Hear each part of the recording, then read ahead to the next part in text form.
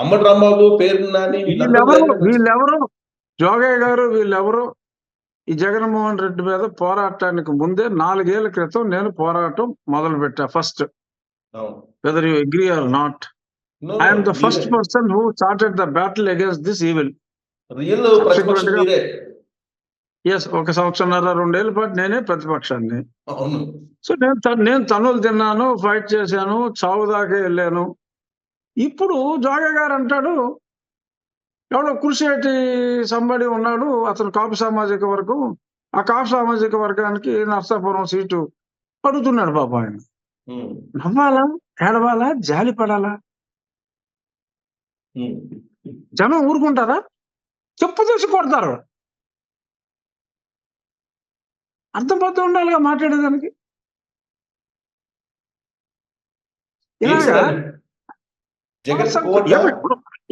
పేరు కూడా నాకు తెలియదు, నేను పేపర్లో చూసా, జోగయ్య గారి లిస్ట్ లో చూసా. నర్సాపూర్ ఎంపీ ఎవరో కురిసేటి సంబడి ఎవరో ఇవ్వాలని చెప్పాడు. నేను అనేది అంటే ప్రజాస్వామ్యంలో ప్రజల కోసం ఫైట్ చేసినోడు కాదు, ఏదో ఏమీ సంబంధం లేకుండా ఒక పర్టికులర్ కులంలో పుట్టినోడికి ఇచ్చేయాలన్నమాట. జోగయ్య గారు చెప్పాడని. ఇలాంటి నాయకులను ఎన్నాళ్ళు మనం ఎన్నుకున్నది? ఇంత కుల సంకుచిత నాయకుల్లా ఇన్నాళ్ళు మనం ఎన్నుకున్నది? అటువంటి నాయకుల లిస్టులో పవన్ కళ్యాణ్ గారిని చేర్చాలని చూస్తారా? ఉన్నత వ్యక్తిత్వం కలిగిన వాడు పవన్ కళ్యాణ్, కులాలకు అతీతంగా వ్యవహరిస్తున్నాడు పవన్ కళ్యాణ్ గారు. ఇక్కడ పవన్ కళ్యాణ్ గారు ప్రేమ కనిపిస్తుందా మీకు? పార్లమెంట్ స్థానం ఎవరో కురిసేటి, ఇంకొక 5 స్థానాలు, ఇంకొక 5 కాపుల పేర్లు పెట్టాడు ఆయన.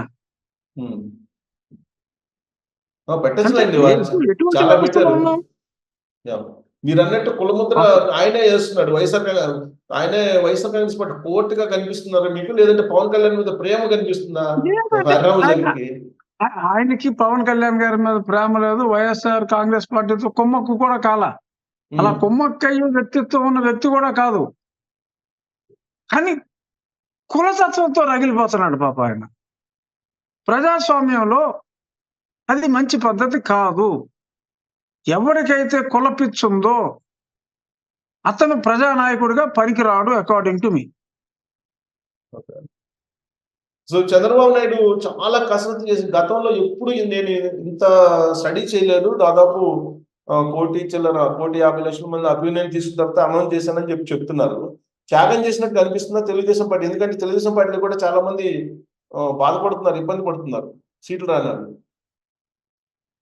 అంటే తప్పదండి, ఆయన ఎవరైతే ఇబ్బంది పడ్డారో మొన్నటి నుంచి అదే ఎక్సర్సైజ్. వాళ్ళని పిలిచి ఇది ఒక్క ఎలక్షనే కాదు, మనకి ఇంకా ఎన్నో పదవులు ఉన్నాయి, ఎమ్మెల్సీలు ఉన్నాయి, రాజ్యసభ తక్కువ అనుకోండి, ఎమ్మెల్సీలు ఉన్నాయి, రియలిస్టిక్ కార్పొరేషన్లు అంటే మనోడు డమ్మీ చేశాడు మా ఎక్స్ప్రియతమా, కానీ నిజమైన మంచి మంచి కార్పొరేషన్స్ ఉన్నాయి. సో వాళ్ళని సముచితంగా గౌరవిస్తానని చెప్పి వారిని పిలిచి మాట్లాడటం జరిగింది. పొత్తు ఉన్నప్పుడు ఇప్పుడు 24 స్థానాలు ఇచ్చినందుకే మరి వీళ్ళు ఏడుస్తున్నారు అంటున్నారు, వాళ్ళు ఏడుస్తున్నారు అంటున్నారు. అంటే వాళ్ళు ఏడవట్లేదు, సాక్షి ఏడుస్తున్నాడు, అది వేరే విషయం. మరి పొత్తు పెట్టుకున్నప్పుడు డెఫినెట్ గా అక్కడ ఉన్న వాళ్ళు కొద్దిమంది అయితే ఎఫెక్ట్ అవుతారు. అక్కడ ఆ అవతల వాడు వెయిటేజ్, యువతల ఉన్న వాళ్ళ వెయిటేజ్ చూసుకుని, ఇన్ కేస్ అవతల వాళ్ళ వెయిటేజ్ బాగుంటే, ఇప్పుడు ఇందాక చెప్పాను కదా ఎవరు జోగయ్య గారి క్యాండిడేట్ అని. ఓకే, జోగయ్య గారు ఆ క్యాండిడేట్ పేరు చెప్పాడు అనుకోండి, నా పేరు డిస్కషన్కి వచ్చింది అనుకోండి, వచ్చినప్పుడు they will go for weightage. ఇప్పుడు నాకు నర్సాపురంలోనే కాదు, ఎక్కడ నేను క్యాండిడేట్ అని చెప్పినా కనీసం రిజర్వ్డ్ సీట్లో నేను పోటీ చేయలేను, కానీ ఆ రాయలసీమ పక్కన పెడితే పాస్ మార్కులు అయితే నాకు ఎక్కడైనా వస్తాయి. పాస్ మార్కులు అయితే నాకు ఎక్కడైనా వస్తాయి. నా ఊర్లో డిస్టింక్షన్ వస్తుంది, అది వేరే విషయం. పాస్ మార్క్ అయితే నాకు ఎక్కడైనా వస్తుంది.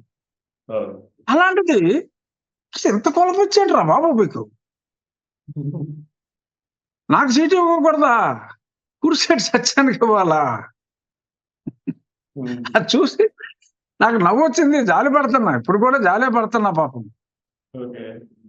అంటే సార్ ఇప్పుడు 90 సంవత్సరాలు వచ్చిన 90 ఉమ్. సంవత్సరాలు వచ్చిన వృద్ధుడు కూడా అంత కొల్ల పిచ్చతో రగిలిపోతూ ఉంటే, యువతకి ఏం సందేశం ఇస్తున్నారండి? ఆయన కులానికి ఏం సందేశం ఇస్తున్నారు? మీరు ఇలాగే కొట్టు చావండ్రా, మీరెవరితోటి కలవద్దు అనా? ఇదా రేపో మాపో లోకాన్ని వదిలి వెళ్ళిపోయే వాళ్ళు ఇచ్చే సందేశం? తప్పు. నేను ఎప్పుడూ చెప్పేది అసలు ఈ కులరహిత సమాజం వైపు మనం ఎంత తొందరగా వెళ్తామో చూసుకోవాలి గాని, ఇంకా కులం కులం అని చెప్పి మాట్లాడటం. వాళ్ళకి అడ్రస్ ఉందా లేదా అనవసరం. ఆడికి కులం ఉంటే సీట్లు ఇచ్చేయాలి. ఉమ్. లేకపోతే ఏంటంటే ఆ కులంలో ఓటేయాలట. సార్ ఇప్పుడు అత్యవసరంగా మీ ఎక్స్ ప్రియతమ అత్యవసర మీటింగ్ పెట్టారండి. రాష్ట్రాల్లో ఉండేటువంటి దాదాపు 4,000 మంది మండల్ లీడర్స్ తోటి పెట్టి ప్రతి బూత్ కి 13 మందిని తయారు చేయండి. వాళ్ళ 13 మంది తోటి రేపు మొత్తం ఓటింగ్ ఎలక్షనీరింగ్ చేయాలి అనే కాన్సెప్ట్ తోటి ఇప్పుడు ఆల్రెడీ తాడేపల్లిలో మీటింగ్ జరుగుతుంది. ఏంటి సార్ కాన్సెప్ట్? వాళ్ళందరినీ అవసరమైతే కాళ్ళు కరిగి నీళ్లు నెత్తి మీద చల్లుకోమన్నా చల్లుకుంటాను. ఇప్పుడు ఆ పరిస్థితికి వచ్చేసాడు. ఎమ్మెల్యేలతోనే మాట్లాడని పలకరించని మా మాజీ పార్టీ అధ్యక్షుడు ఇవాళ పాపం వీళ్ళ లెవెల్లో కూడా మీటింగ్ పెట్టి అడుక్కు తినే పరిస్థితికి వచ్చాడు. So that shows the clear downfall. So రేపు మాపు ప్రజలు కూడా ఏదో తప్పు చేస్తే తప్పు చేశాను రా బాబు, నన్ను క్షమించండి, ఈ కాడి నుంచి మీ కాడే ఉంటాను, మిమ్మల్ని కనిపెట్టుకుని ఉంటాను అని ఇలాంటి మొసలి కన్నీరు కూడా కారుస్తాడు. అది కాదు, యాక్చువల్ గా ఆయన పెట్టిన కాన్సెప్ట్ ఏంటంటే ఇది పెద్దందారులకి పేదలకి, ధనికులకి పేదలకి మధ్య జరుగుతున్న యుద్ధంగా మీరు తీసుకెళ్ళండి ప్రజల్లోకి. ఏమండి తీసుకెళ్లాలంటే ఏమని చెప్తారు? ఇప్పుడు జగన్మోహన్ రెడ్డి అంటే సిగ్గు లేకుండా అబద్ధాలు చెప్తాడండి. నాకు పేపర్ లేదు, నాకు టీవీలు లేవు, నేను పేదవాడిని అని అతను చెప్పగలడు. అతను ఒక్కడే చెప్పగలడు అది. బట్ కొంచెం 1% వివేకం ఉన్న ఎవరో కూడా ఇదేట్రా పెత్తందారు అంటాడు, ఇదే పెత్తందారు కదా అని అందరూ అంటున్నారు, నవ్వేసుకుంటున్నారు. సో ఆ స్టేట్మెంట్ అతనే చెప్పగలడు తప్ప సిద్ధం మీటింగుల్లో ఇంకా బుద్ధున్నవాడు ఎవడో ఆ స్టేట్మెంట్ చెప్పలేరు కూడా. ఎవడైనా సాక్షికి మా నాయకుడికి సంబంధం లేదు, సాక్షి ఛానల్కి మా నాయకుడికి సంబంధం లేదని గుండెల మీద చేతులు వేసుకుని చెప్పగలరా? TV9 NTV చూస్తున్న ప్రేక్షకులు ఎవరైనా, నేను ఎవరు కూడా చూసా, వైఖరేం మరలా బ్లూ ఛానల్స్ కాదని చెప్పగలరా? నీలి ఛానల్స్ కాదని ఎవరైనా చెప్పగలరా? నాకు ఛానళ్ళు లేవు, నాకు పేపర్లు లేవు అంటాడు. అలాగే ఎవరైనా అంటారా? ఎప్పుడైనా విజయసాయి రెడ్డి గారు అన్నారా ఆ మాట? పెద్దిరెడ్డి గారు అన్నారా మాకు పేపర్లు లేవని? ఇది పెత్తందారులకి పేదలకి మధ్య పోరాటం అని చెప్పి ఆత్మవంచన చేసుకుని పెద్దిరెడ్డి గారు ఎప్పుడన్నా మాట్లాడారా? సాయిరెడ్డి గారు ఎప్పుడన్నా మాట్లాడా? బుద్ధున్నాడు ఆవిడ మాట్లాడడం. అలాగని నేను మా మాజీ అధ్యక్షుడు, నా మాజీ పార్టీ అధ్యక్షుని బుద్ధి లేదు అని నేను అంటలా, కానీ వీరికి బుద్ధి ఉంది అని చెప్తున్నా. కాబట్టి వాళ్ళు ఎప్పుడు అన్నా, కాబట్టి వాళ్ళు ఆ మాటలు మాట్లాడలా.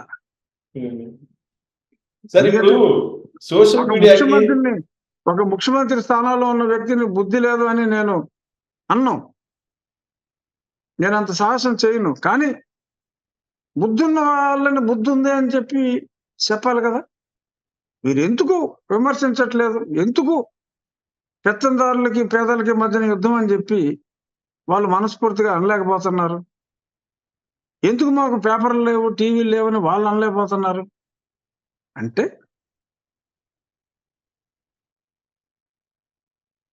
మరీ ఎక్కువ పొగిడితే ఈయన తిట్టినట్టుగా మీరు భావించే ప్రమాదం ఉంది కాబట్టి ఇంకా వారిని నేను మెచ్చుకోకుండా సంభాలించుకుంటా.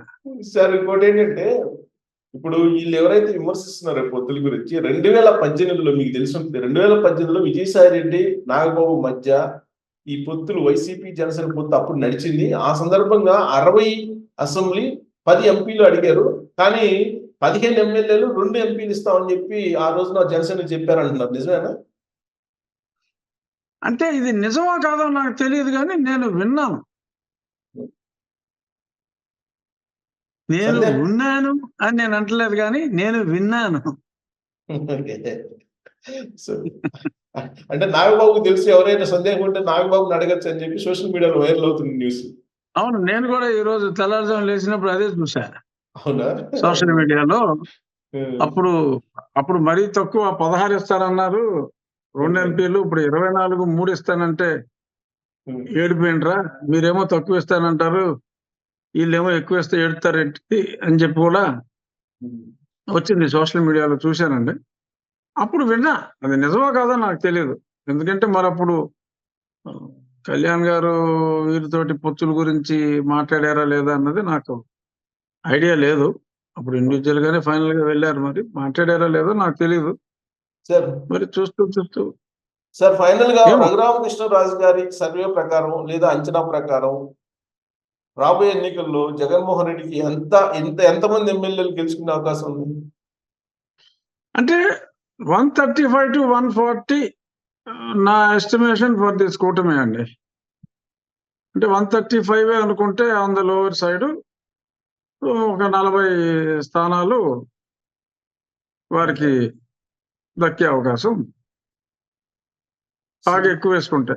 కానీ మా సైడు 20 లోపే స్థానాలు వస్తాయని చెప్పి కొంచెం ఆర్ట్స్ లో రూపాయి 3 రూపాయలని ఆర్ట్స్ లో అయితే పందాలు వేసుకుంటున్నారు. ఓ, అంటే ప్రతిపక్ష హోదా కూడా ఉండకపోవచ్చు. ఆ, అదే సమ్ ఆర్ట్స్ లో అయితే ఆ పందాలు కూడా అవుతున్నాయి. Okay. Even so called satta market కూడా 65 64 స్థానాల్లో ఉంది. ఓకే. సో ప్రభుత్వం అయితే రాదు. జగన్మోహన్ రెడ్డి గారు గాన్ కేసు అనేది క్రిస్టల్ క్లియర్ అండి. ఓకే. బట్ ఏ లెవెల్ కి ఆయన పడిపోతాడు అనేది ఇప్పుడు ఐఏఎస్ఎల్ కూడా కొంచెం ధైర్యం చేశారు అంటున్నారు. ప్రసాదరావు గారు ధైర్యం చేశారు. ఎంతో మంది ఎంపీలు. నేను ఎప్పుడో చెప్పా, రావు గారు, నేను 2 ఏళ్ళ నుంచి చెప్తున్నా, నేనైతే ఎప్పుడో ఇతని గురించి గ్రహించి వచ్చాను. బట్ ఎంతో మంది ఇతని గురించి గ్రహించారు కానీ ధైర్యం లేదు. బట్ 2 నెలలు 3 నెలల ముందు తుంపర్లుగా వచ్చేస్తారు స్లోగా ఒక్కొక్కడు అని చెప్పి నేను ఎప్పుడో చెప్పా.